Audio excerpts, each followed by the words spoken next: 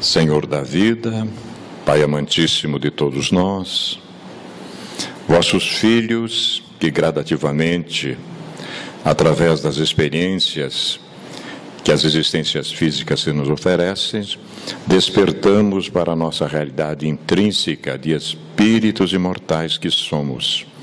E, em contrapartida, nos deparamos com a imensa responsabilidade que temos na parte infinita da vossa criação.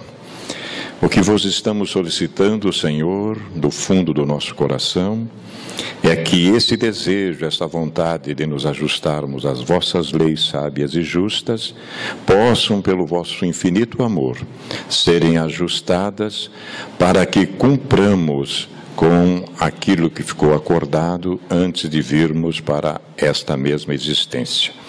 Ilumina-nos, ampara-nos a todos, bem como nosso expositor da tarde e noite, para que a mensagem que será compartilhada guarde profunda ressonância nos nossos corações. Vossas bênçãos, Pai da vida, para todos nós, na medida exata, na proporção que fizermos por merecê-las. Que assim seja, Senhor.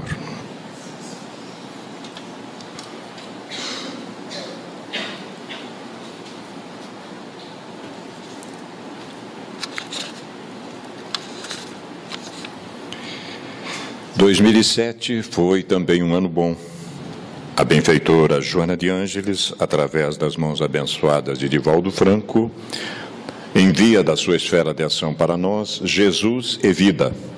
Um pequeno trecho da lição Funções do Sofrimento, que depois o Wagner vai ampliar isso para nós.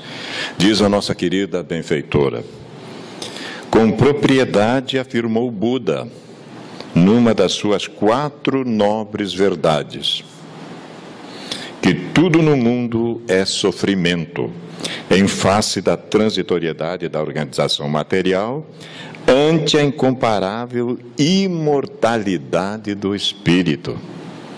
Para compreender-se o sofrimento e as funções que opera no ser, é necessário remontar-se-lhe às causas, conforme acentua o nobre codificador do Espiritismo, Allan Kardec, esclarecendo que, não sendo atuais, certamente são anteriores, apoiando-se na reencarnação. É compreensível, portanto, sua informação, tendo-se em vista que o efeito procede sempre de uma causa. Se esta não é próxima, encontra-se remota, mas sempre existente. Assim, o sofrimento deflui das atitudes praticadas pelo ser no seu processo de desenvolvimento ético-moral no rumo do infinito. Às ações infelizes, desorientadas ou mal-sucedidas, sucedem as consequências compatíveis com o grau de responsabilidade e de conhecimento espiritual do seu autor, sendo, portanto, simples ou graves, de modo que lhe enseje a indispensável reparação. Existe, naturalmente, o sofrimento que decorre do desgaste da organização celular, que, para viver, consome energia, no que resultam processos afligentes e dolorosos, tanto do ponto de vista físico, como emocional e mental.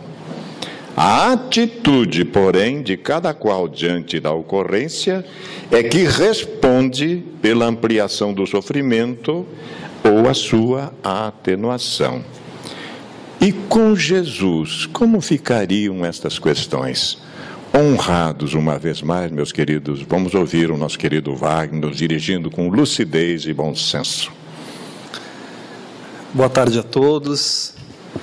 É sempre um grande prazer ter a oportunidade de trabalho nessa sociedade, nessa casa que acolhe a todos nós com tanto carinho e no qual nós temos uma gratidão imensa por aprendermos muito do que sabemos sobre a doutrina espírita. Mas a proposta é que a gente possa entender sobre o sofrimento na visão espírita. E falar de um assunto como sofrimento é falar de um assunto que nos alcança a todos nós. Não há nenhum ser humano que transite pelo planeta Terra que não passe pelo sofrimento.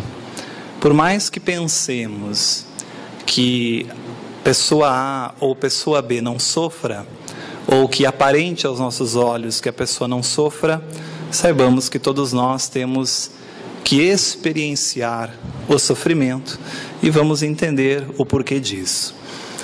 Kardec dedica boa parte das obras básicas da codificação do Espiritismo e também da Revista Espírita para abordar esse tema, tamanha sua relevância, porque grande parte da questão filosófica da humanidade é porque sofremos, né? E se há alguma razão benéfica para sofrermos. Inúmeras teorias existem sobre o sofrimento, desde as mais pessimistas, que dizem que tudo é sofrimento, que estamos aqui para sofrer, que estamos aqui para pagar, que Deus é punitivo, o que não é verdade, segundo a doutrina espírita, até doutrinas que querem extirpar ou eliminar o sofrimento, dizendo que devemos investir todos os esforços para termos coisas, principalmente dinheiro, poder, porque quanto mais disso tivermos, menos sofreremos, o que também é uma grande ilusão, como veremos, né?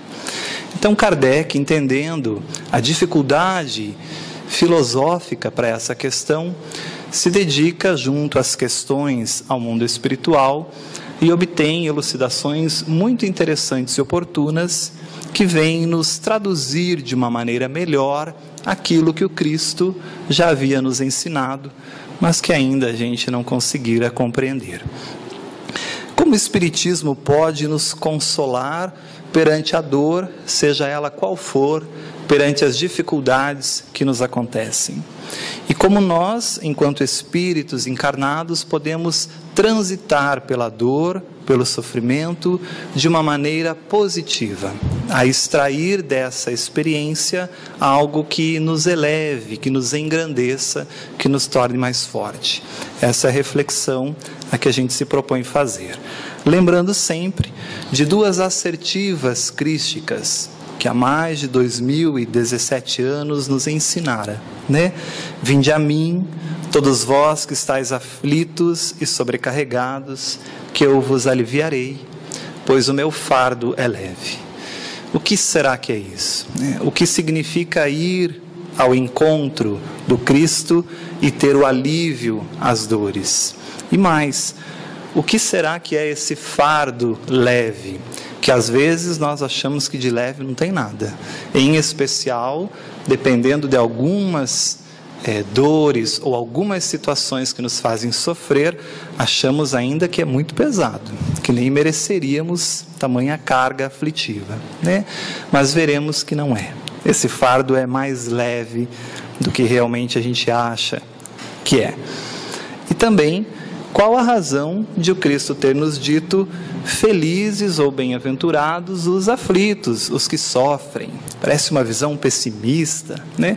Porque serão consolados. Então há uma razão para isso, há um consolo, uma esperança naqueles que sofrem, e entenderemos isso então ao longo da nossa narrativa.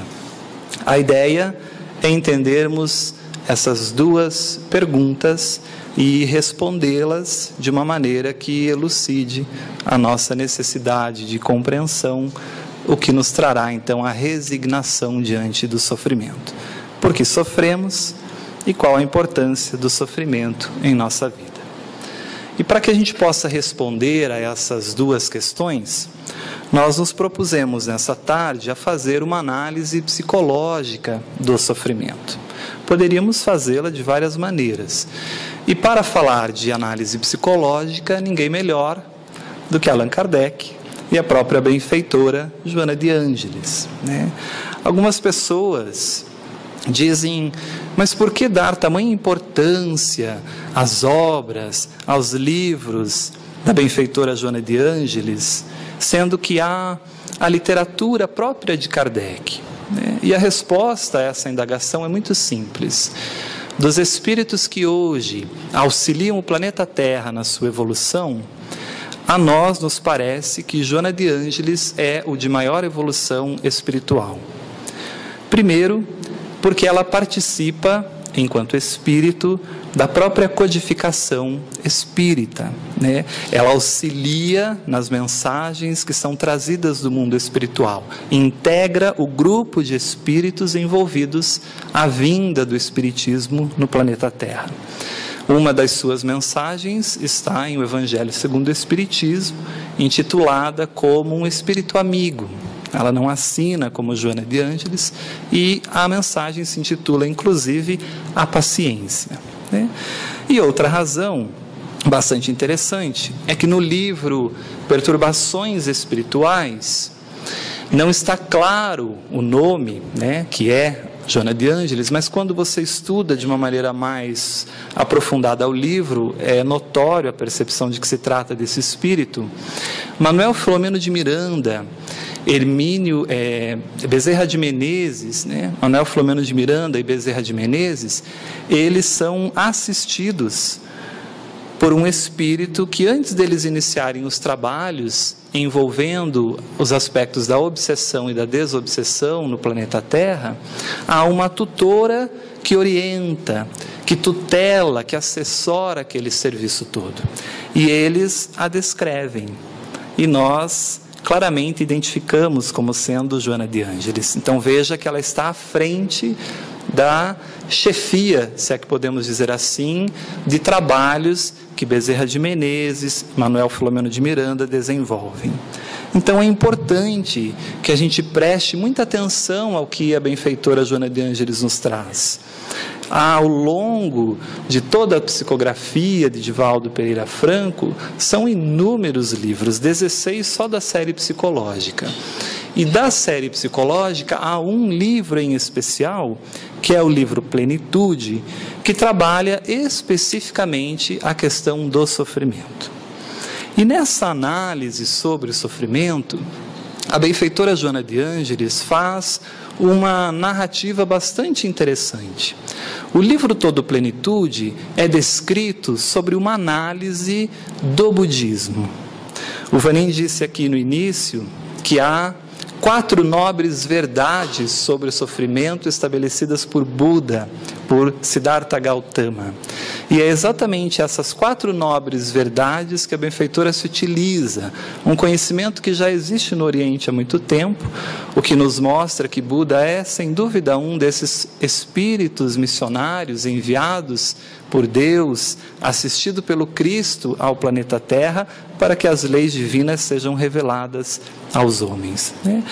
E Buda nos ensina, então, nessas 4 nobres verdades sobre o sofrimento, a primeira delas, que é: o sofrimento existe, queiramos ou não. Ninguém pode mascarar, evitar ou não sofrer, porque faz parte da composição do planeta Terra. Somos espíritos ainda imperfeitos, somos espíritos que encarnamos num planeta ainda imperfeito e que, por isso, temos a necessidade pedagógica ainda do sofrimento. Não precisaremos mais. Chegará um momento em que não precisaremos mais sofrer para aprender. Aprenderemos de outras maneiras, muito mais interessantes, mas ainda o sofrimento executa um papel importante nesse nível espiritual o qual nós nos encontramos. E essa afirmativa é muito importante para ser analisada, a existência do sofrimento, porque eu posso fazer de tudo para não querer viver o sofrimento. E isso é muito comum na nossa sociedade atual. A benfeitora Joana de Ângeles vai dizer que a sociedade odierna vive uma crise de valores morais muito grande. Nós não passamos por uma crise simplesmente financeira. Aliás, essa é de menor importância. O mundo passa por uma crise moral muito profunda. Aliás, é um período de transição. Isso é natural nos períodos de renovação do orbe, né? E nessa sociedade enlouquecida, moralmente enlouquecida, a gente vê alguns discursos que, segundo a benfeitora, querem extirpar o sofrimento. Então diz ela que a sociedade procura mascarar a existência do sofrimento por meio de medicamentos, o que não vai resolver, porque não lhe atingindo a causa, cessado o efeito do medicamento, o sofrimento retorna. A sociedade também acha que se você sair comprar, fazer compras no shopping, é uma grande terapia contra o sofrimento. Teve uma desilusão amorosa, está sofrendo com o coração partido, a sociedade diz para você, relaxa, vamos no shopping, gasta um pouquinho, vamos ficar bonita ou bonito, você já vai ver como você vai melhorar. O que também é um grande engano, né? Na psicologia estamos aí mascarando algo e não permitindo que a pessoa expresse realmente a razão para aquilo. Então fazer compras também não resolve o nosso problema. Pode até aliviar, porque nos foca a consciência em outro aspecto, mas uma vez finalizado isso, a causa não sendo extirpada, retorna. Então essa é a primeira reflexão que nós temos que fazer, né? Voltar-se para o exterior, tentando mascarar algo, não vai resolver o nosso problema. Se eu não posso extirpar o sofrimento ainda, se ele se faz presente ainda para todos, mesmo aqueles que a gente acha que não sofrem, né, porque externamente nos parece que são privilegiados de aspectos materiais, por exemplo, todos nós passamos por dificuldades, por dores, sejam elas físicas, sejam elas morais, né? Então a benfeitora trabalha o segundo aspecto, ou a segunda grande verdade sobre o sofrimento que Buda nos apresenta. Já que existe o sofrimento, todo sofrimento tem necessariamente uma causa. E isso é muito interessante na visão espírita, porque a causa do sofrimento, segundo o Espiritismo, está no próprio espírito enfermo, no próprio espírito doente. Eu sou o próprio agente causador da minha dor. Olha que interessante. E essa visão, ela é uma visão renovadora. Renovadora de condutas, renovadora de conceitos mentais, de posturas diante de uma situação de sofrimento. Então o Espiritismo vai nos ensinar que todos nós somos herdeiros dos nossos atos. Se os nossos atos ao longo das experiências reencarnatórias são bons, são atos positivos, atos que enobrecem o ser humano, que auxiliam o semelhante no sentido de respeitar a lei de amor e de caridade, que nós colheremos o fruto desse plantio, ainda na existência atual ou mais tardiamente, numa próxima existência. Mas o Espiritismo também nos ensina que, da mesma maneira como carregamos conosco a nossa bagagem de coisas boas, de conquistas e acertos da existência, também levamos conosco a nossa bagagem de equívocos, de erros, de deficiências, de aspectos que fizemos e que transgrediram a nossa própria consciência, que registra a lei de Deus intimamente em nós. Então, uma vez que eu transgrida a lei divina, seja ela qual for, eu terei que reparar a paz consciencial comigo mesmo. E isso é muito importante, porque o sofrimento, para muitas filosofias, é um castigo divino, é uma imposição divina. Você fez isso, então agora você vai pagar. E esse pensamento, para o Espiritismo, é completamente equivocado. É exatamente o contrário. Somos nós mesmos que conscientemente, culpados daquilo que fizemos, com a sensação moral da aflição que a culpa traz, é que imploramos para resolver aquilo, para voltarmos a ter paz consciencial. E Deus, no seu amor supremo, nos concede a oportunidade, então, de, na experiência terrestre, vivenciarmos situações que muitas vezes nós mesmos escolhemos para que a paz da nossa consciência volte ao normal. Eu não sei vocês, Mas se você transgredir a lei divina e ficar com a consciência culpada, imagine que você fez algo errado, e você sabe que foi errado, e você sabe que você tem culpa naquilo. A primeira coisa que eu sinto é falta de fome, de apetite. Eu perco o apetite. Aí começa a vir as dores no estômago. Depois disso começa a vir a insônia, porque toda vez que eu deito eu fico pensando naquilo. E a minha paz acabou. Ninguém com a consciência culpada, consciente de que causou um erro a alguém ou a si mesmo, tem paz consciencial. Agora imaginemos nós, com essa consciência culpada, no mundo espiritual, aonde as coisas são ampliadas, porque lá, no mundo espiritual, nós não temos mais o corpo físico que nos aprisiona, a ilusão da matéria. Lá nós refletimos de uma maneira mais ampla, temos maior compreensão sobre quem somos, espíritos imortais. Muitas vezes acessamos até existências anteriores para ver a relação e a correlação dos acontecimentos na nossa vida. E aí não temos paz consciencial. Aliás, Allan Kardec escreve um livro inteiro dedicado a isso, a paz consciencial ou inferno consciencial no mundo espiritual, e chama isso de o céu e o inferno, ou a justiça divina, segundo o Espiritismo. Então imaginemos nós no mundo espiritual com a consciência culpada. Nós não temos sossego em nenhum momento. Nós vamos implorar para retornar ao mundo e acertar as contas. Porque aqui na Terra, quando você resolve o problema, quando você pede desculpas, quando você conserta o equívoco, quando você repõe aquilo que você devia a alguém, você se tranquiliza. Aí você volta a dormir, aí você para com as dores de estômago, aí você resolve o problema consciencial. Então a benfeitora vai nos ensinar que esta causa do sofrimento está em nós mesmos.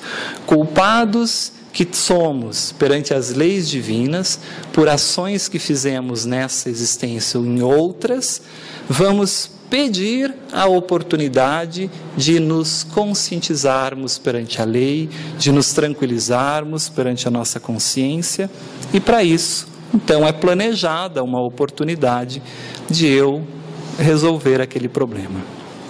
Geralmente, essa oportunidade nos fará crescer.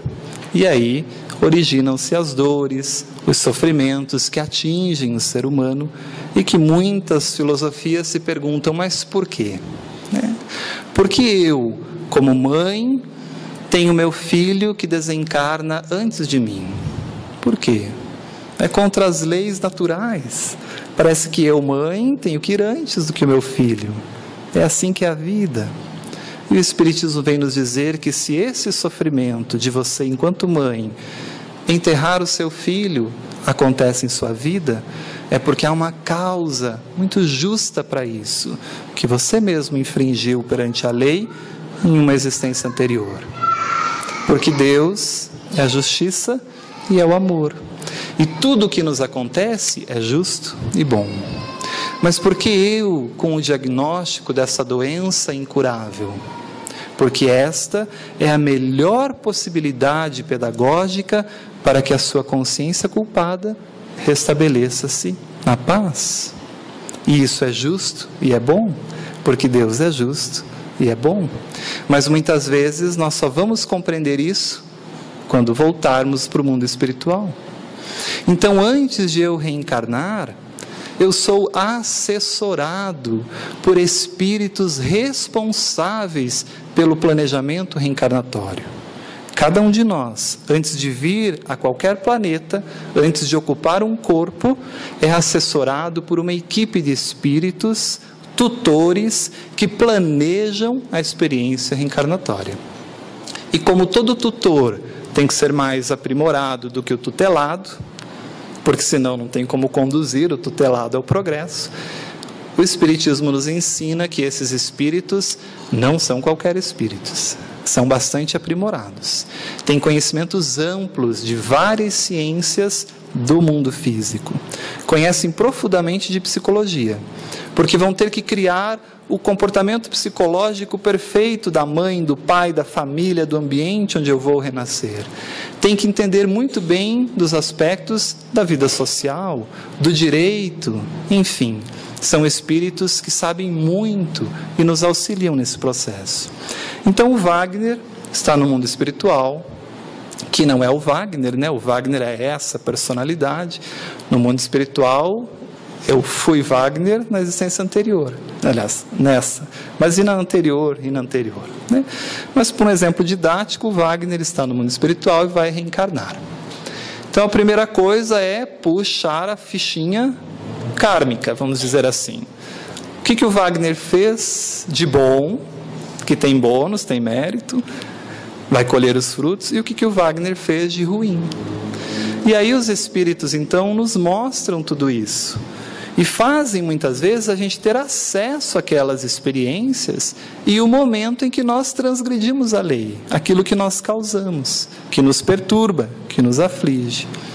E aí esses espíritos dizem assim: bem, analisando então todos esses danos que você causou à lei, Wagner, o melhor para que você restabeleça a paz da sua consciência perante a tantas crianças que você matou numa existência, é que você então renasça num centro espírita, e aí você vai querer fundar uma creche, e ninguém vai tirar da tua cabeça que você tem que fundar uma creche, né? Porque você tem dívida com todas essas pessoas, e lá aos seus 30 anos, para com que você desenvolva um pouco da humildade, uma doença física vai lhe despertar para esse valor. Mas uma doença física que você vai ter que conviver até a desencarnação, porque ela não tem cura. Tudo bem? Aí a gente olha aquilo, analisando em liberdade do espírito, com a análise das existências anteriores, a gente diz assim: nossa, eu acho ainda é pouco, eu acho até que Deus me ama tanto. E é isso que acontece. O que nós cumprimos aqui, o que nós sofremos aqui, é pouco, é leve o fardo, porque Deus é tão amoroso que faz a gente quitar os débitos conscienciais em doses homeopáticas, porque se colocar demais a gente arrebenta, a gente erra de novo. Então é tudo em conta-gotas. Aí a gente fala assim: bom, eu acho que eu dou conta disso, e até demais, põe mais umas coisinhas, vamos potencializar essa existência. E eles dizem: não, calma, vamos por partes, porque acho que se colocar mais uma coisinha não vai dar certo, talvez você fale nas duas.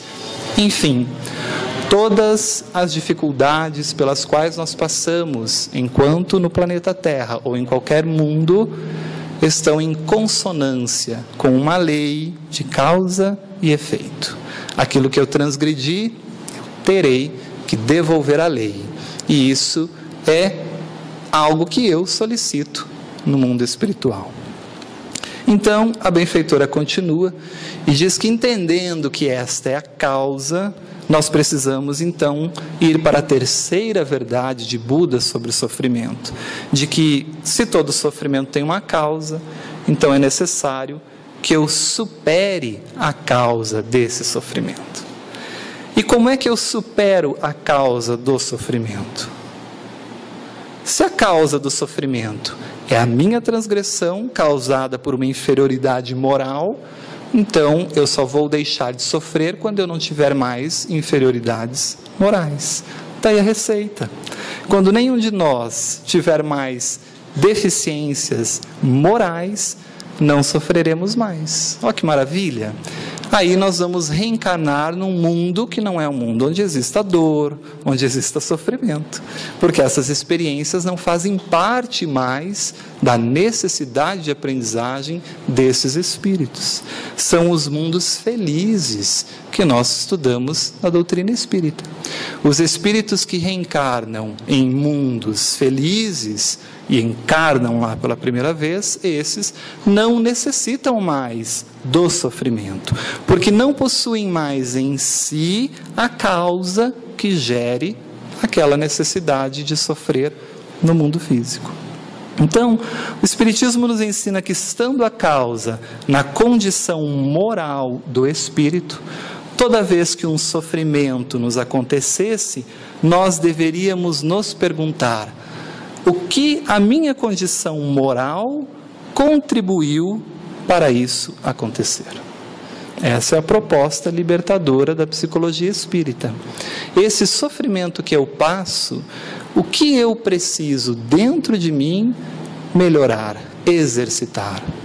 A perda de um filho precocemente é um convite fantástico a rever a vida, a pensar que você não tem apenas a sua família física consanguínea, que você pode se dedicar a tantas outras pessoas órfãs, sem pais, nesse mundo todo. É um grande convite para que a gente reduza em nós o nosso egoísmo.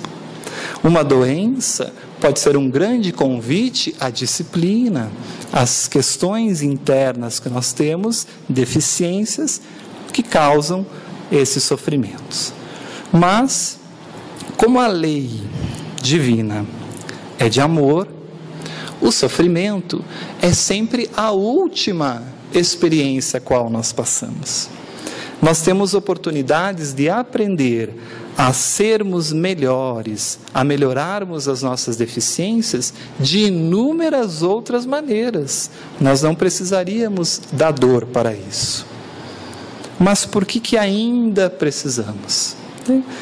Se o sofrimento existe para despertar o meu espírito para as minhas deficiências, para os meus conceitos, e eu crescer, eu ser melhor, não dá para ser de outro jeito?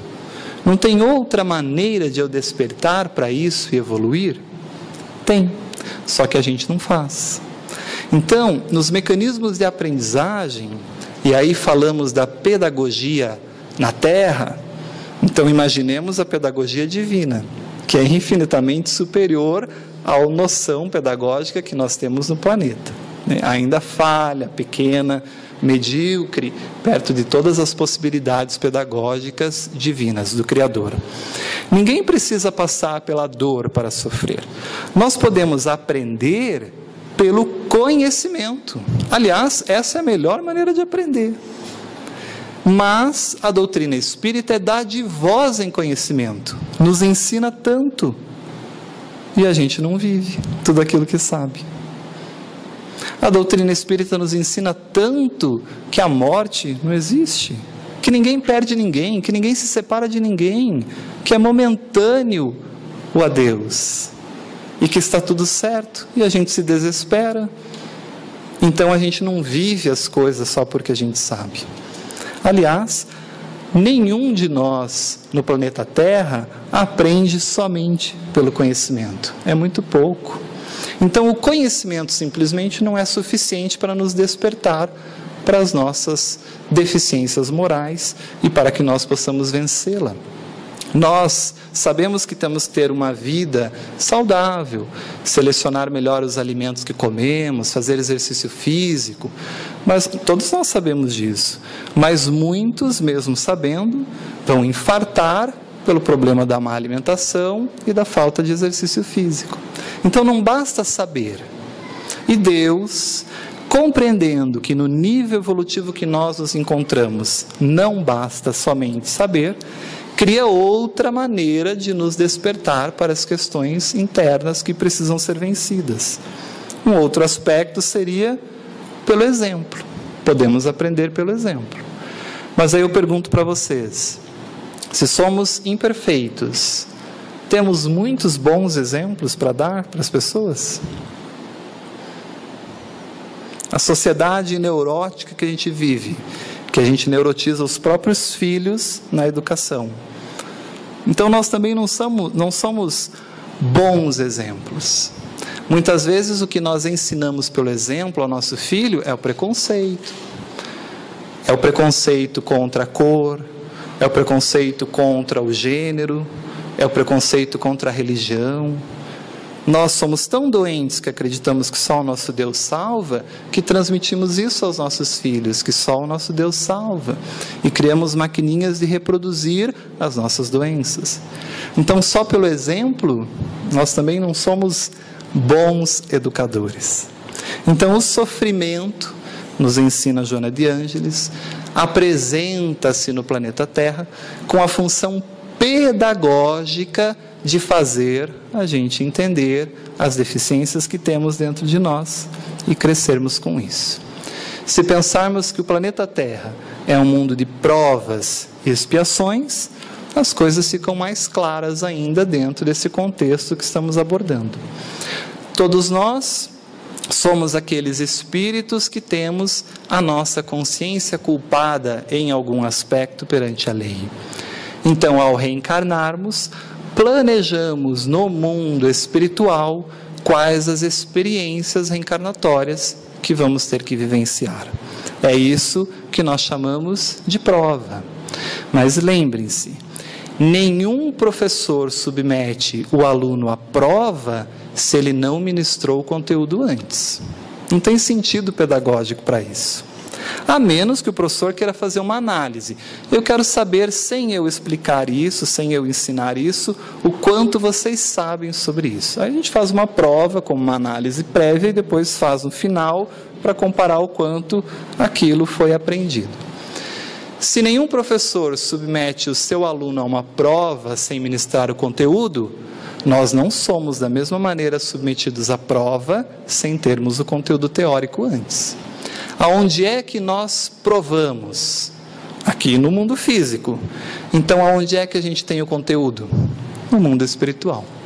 Uma vez que no mundo espiritual eu identifico que eu transgredi a lei e que a minha consciência está culpada, os espíritos que planejam a minha reencarnação me matriculam num curso. Wagner, as suas principais deficiências são essas: vaidade excessiva, orgulho excessivo. Vamos estudar sobre isso. E aí eu estudo, me preparo no mundo espiritual. A vida no mundo espiritual é muito mais ativa do que no planeta Terra, do que no mundo físico, muito mais. Nós temos faculdades que têm cursos que a gente nem imagina do que. A própria Amélia Rodrigues estudou a vida de Jesus. Olha que maravilhoso essa faculdade. Ia em loco estudar o Cristo e as situações que ele vivenciara. Deve ser nem em 3D, né? Porque os recursos que tem no mundo espiritual devem ser 6D+. Sente cheirinho, sente tudo, né? Porque ela relata tudo isso nos livros. Ela relata a natureza, ela relata o estado emocional do Cristo e de quem conversava com Cristo. Então imaginemos que cursos são esses. Então nós estudamos o mundo espiritual. E quando eu me sinto preparado para vencer aquilo, os espíritos me conduzem ao planeta. Veja como é a bondade divina. Aí eu digo assim, estou pronto, vamos lá. O câncer aos 32 anos não vai me derrubar. Pode ir. Até acho que é pouco, hein? Por tudo que eu fiz. Não, Wagner, calma. O câncer está bom. Porque senão você não vai conseguir mais do que isso. Vamos por partes, uma coisa de cada vez. Então vamos. E aí, quando eu sou diagnosticado do câncer, eu me revolto. Aí eu acho que Deus me abandonou. Eu acho que o vizinho tem o jardim mais bonito que o meu, a grama mais florida, mais bonita, o jardim mais florido, que eu sou o menosprezado, esquecido, abandonado. E aí eu começo a criar esse pensamento atávico, porque em muitas existências nos ensinaram que Deus pune, o que não é verdade, e eu me puno a mim mesmo, achando que não sou merecedor do amor divino. Psicologicamente, isso inconscientemente se faz, né? Quando a proposta deveria ser: muito obrigado, meu Deus, pela experiência dolorosa que me permitirá crescer enquanto espírito. Afinal, o que é a vida na Terra? Gente, 60 anos, 70. Hoje fiquei sabendo que o Japão é quem tem a melhor expectativa de vida, 80 anos. O que são 80 anos para quem tem a eternidade? Não é nada. Então, quanto mais lúcido é o espírito no mundo espiritual, ele diz assim: vamos aproveitar. O que é passar por um câncer durante 20 anos, desencarnar de câncer? Todo mundo vai desencarnar. Seja de câncer, de bala perdida, de morte matada ou morte morrida. Todo mundo morre, mas ninguém morre ao mesmo tempo, porque continuamos vivendo. Então os espíritos, com essa lucidez, vivenciam a situação de sofrimento numa palavra que a benfeitora vai trabalhar no livro, que é a resignação. Entendem qual é a causa, entendem que Deus é justo e bom e se resignam. Meu Deus, eu sei que isso é o melhor para mim, porque eu também não sou flor que se cheire. Devo ter feito algo, senão isso não me aconteceria, porque és justo e és bom. Mas está difícil. Se eu soubesse que ia ser assim, eu não assinava o contrato, não. Então me ajuda a vencer. E é aí que o Cristo diz: vem a mim, vós que estáis sofrendo, sobrecarregado, no sentido de que esses espíritos do mundo espiritual que ficaram lá, nossa família que nos ama no mundo espiritual, que não estão conosco no mesmo momento no planeta Terra encarnado, mas rezam, rogam por nós no mundo espiritual, nos auxiliam. E aí a gente ora, a gente pede auxílio, e vem a força, vem a coragem para vencer, mas eu preciso ter a digestão lógica de por que aquilo está acontecendo nas explicações que o Espiritismo nos traz. Fica mais fácil de vivenciar o problema. Aí eu transito pelo sofrimento em paz. Estou no problema, mas em paz comigo, em paz com Deus, tranquilo, porque sei que aquilo é o melhor para mim e que vou vencer. Por isso Jesus dizia: eu vos dou a minha paz, que não é como o mundo vos dá. Porque a paz do mundo é não sofrer. A paz do mundo é tomar coco na rede no Nordeste com a conta cheia de dinheiro. Isso é a paz do mundo. A paz do Cristo é vivenciar o problema tranquilo, entendendo a razão daquilo. Mas, se a gente tirar uma nota muito baixa, a gente reprova na prova. E tudo que você estudou no mundo espiritual, você não colocou em prática, isso você não aprendeu. Sem problemas, a gente retorna para o mundo espiritual. Retorna, estuda mais um pouco e volta para o mundo físico provar de novo. Só passa por essa prova, só é aprovado quando tira pelo menos a média. Enquanto eu estou reprovando, eu vou repetindo de ano. E aí, os problemas são sempre os mesmos na minha vida. Eu venci, mas a doença voltou. Eu superei aquilo, mas aconteceu de novo. Eu fui assaltado 1, 2, 3, 40 vezes e vou continuar sendo assaltado mais 40 enquanto não entender o que aquilo precisa modificar em mim. Então eu falho na prova. Mas a oportunidade é amorosa. E a doutrina espírita nos ensina também que uma vez tendo a oportunidade de provar e falhando, eu tenho uma nova oportunidade. E falhando mais uma vez, eu tenho uma nova oportunidade. Poxa, Wagner, já é a 46ª vez que você faz a mesma prova e reprova. Não tem mais jeito. Agora quem decide sou eu. Da mesma maneira que um pai não deixa decisões importantes para o seu filho menor de idade, porque ele não tem maturidade ainda para decidi-las, em muitos momentos, os espíritos que nos tutelam assumem a autoridade sobre o que vai nos acontecer, porque nós não temos maturidade para escolher mais. Ou já pudemos escolher tanto e falhamos tanto, que agora quem decide é ele, e acabou. E aí, quando eu não posso mais escolher, o nome muda, não é mais prova, agora passa a ser uma expiação. Então a Terra é um mundo de provas e de expiações, onde espíritos devedores perante a lei renascem, ou para provar aquilo que estudaram, ou por imposição amorosa desses espíritos que agora nos pegam pela mão e nos conduzem no processo que vai nos renovar intimamente. De forma geral, as expiações têm um caráter mais doloroso. São deficiências de nascença, são doenças incuráveis, são alterações orgânicas, como demências, deficiências que comprometem muito a existência e que têm quase que uma característica de remédio amargo, mas que vai curar. E mesmo assim a gente reclama. E os Espíritos nos dizem isso. O que pensar, dizem eles, do paciente que precisa de um remédio para curar, mas não quer tomá-lo? Esse é o sofrimento na Terra.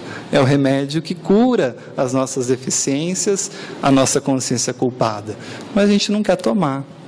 Então o Espiritismo amplia a visão da nossa própria existência, saindo dessa visão mesquinha, medíocre, berço, túmulo, que não explica muitas coisas sobre as questões filosóficas da humanidade, e nos levando a entender de uma forma maior quem somos, por que estamos aqui viemos e, fundamentalmente, por que sofremos. Para finalizarmos, então, entendemos o que Kardec expõe muito bem, resumindo, com a sua característica peculiar, sintética, de conseguir em poucas palavras traduzir profundos conhecimentos filosóficos. Ele nos diz acerca do sofrimento: deveis considerar-vos felizes por sofrer. Nessa ótica que abordamos, temos que nos considerar felizes, porque as vossas dores neste mundo são as dívidas de vossas faltas passadas, e essas dores, suportadas pacientemente na terra, vos poupam séculos de sofrimento na vida futura. É o que o Cristo dizia: tome a sua cruz e siga-me. Tome a sua cruz, a dor que lhe cabe a cada dia ou a existência, porque ela é sua, é da sua consciência com o Criador.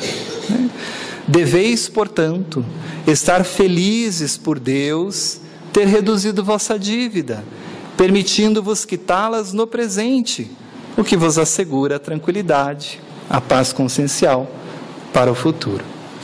Somente com essa visão é que a gente consegue compreender esses ensinamentos. E a última verdade, já que não há como escapar do sofrimento ainda no planeta Terra, já que o sofrimento tem uma causa, já que nós devemos nos esforçar em extirpar a causa desse sofrimento, e sabendo que a causa está no espírito enfermo, Buda nos propõe a quarta e última verdade, que é viver retamente. Se eu vivo retamente, eu não transgrido a lei. Então, à medida que eu vou quitando o que eu devo, eu não vou contraindo mais dívidas e vou me liberando das minhas aflições, da minha carga de sofrimento necessária. Viver retamente é viver de acordo com a lei divina. E viver de acordo com a lei divina, que é a grande dúvida, inclusive dos discípulos, quando perguntam para o próprio Jesus: mas o que é viver a lei? E Jesus responde-lhes sabiamente: fazer ao próximo e amar ao próximo, assim como gostaria que fizessem a você ou amassem a você. E se vivemos retamente, se vencemos essas deficiências gradativamente que temos em nós, ascendemos em espírito, enquanto espírito imortal. E ao desencarnarmos, quem sabe possamos ter o privilégio de sermos recebidos por esses espíritos que tutelam a nossa experiência reencarnatória e a nos dizerem da seguinte maneira: seja bem-vindo de novo à sua casa original, agora melhor. Esqueça o planeta de provas e expiações, porque estás melhor e regenerado, enquanto deficiências morais, podes agora se candidatar a uma nova morada na casa do nosso Pai, um mundo regenerado, a qual agora deves viver. Fiquemos em paz e que possamos, nos sofrimentos, nos lembrarmos sempre dessa grande mensagem que Jesus já nos ensinara há tanto tempo e que Kardec e a benfeitora nos fazem recordar. Muito obrigado.